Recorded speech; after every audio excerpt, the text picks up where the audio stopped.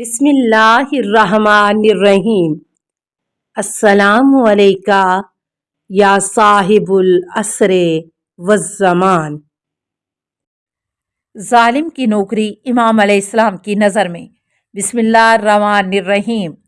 صفوان بن بہران جمال کوفی امام جعفر صادق علیہ السلام اور امام موسیٰ بن جعفر علیہ السلام کے صحابیوں میں سے تھے۔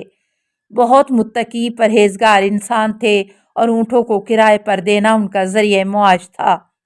ان کے پاس بہت زیادہ اونٹ تھے۔ وہ کہتے ہیں کہ میں ایک دن امام موسیٰ بن جعفر علیہ السلام کی خدمت میں حاضر ہوا تو امام علیہ السلام نے فرمایا، اے صفوان، تمہارے سارے کام اچھے ہیں سوائے ایک کام کے۔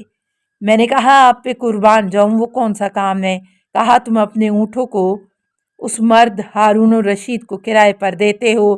میں نے عرض کی کہ ان اونٹوں کو کرائے پر نہ لالچ، نہ اپنی دولت کو زیادہ کرنے اور نہ ہی پرندوں کے شکار اور لہو و لعب کے لیے دیتا ہوں، بلکہ خدا کی قسم جب وہ حج پر جاتا ہے تب دیتا ہوں، اور اس کی خدمت کے لیے خود نگہبان نہیں بنتا بلکہ اپنے غلاموں کو اس کے ساتھ بھیجتا ہوں۔ امام علیہ السلام نے فرمایا، آیا کرائے کی رقم نقد لے لیتے ہو یا اس پر اور اس عزیزوں پر رقم کی ادائیگی باقی رہتی ہے؟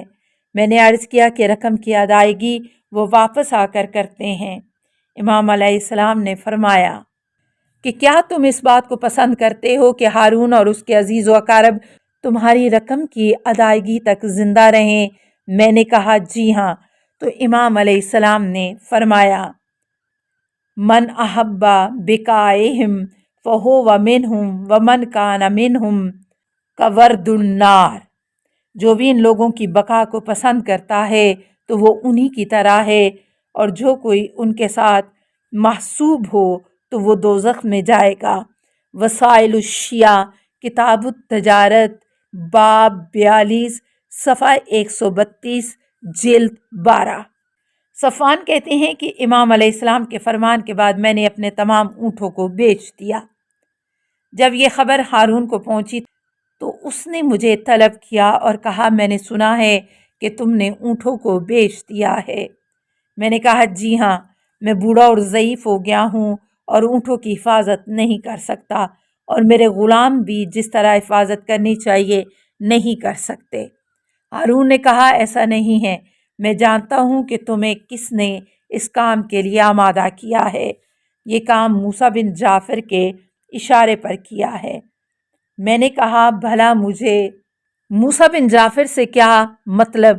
اس نے کہا، جھوٹ بولتے ہو، اگر ماضی میں تمہارے ہم سے اچھے تعلقات نہ ہوتے تو تمہیں قتل کروا دیتا۔ امام جعفر صادق علیہ السلام فرماتے ہیں، من احب بقاء الظالمین فقد احب ان یصل۔ وسائل الشیعہ کتاب تجارت باب 44 صفحہ 134 جلد 14۔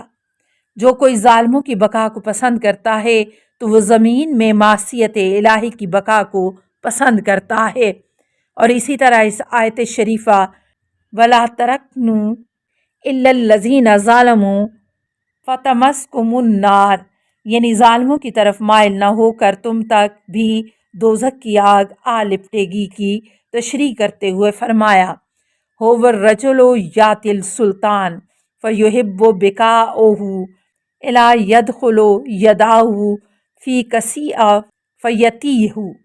وسائل الشیعہ کتاب التجارت باب 24 صفحہ 133۔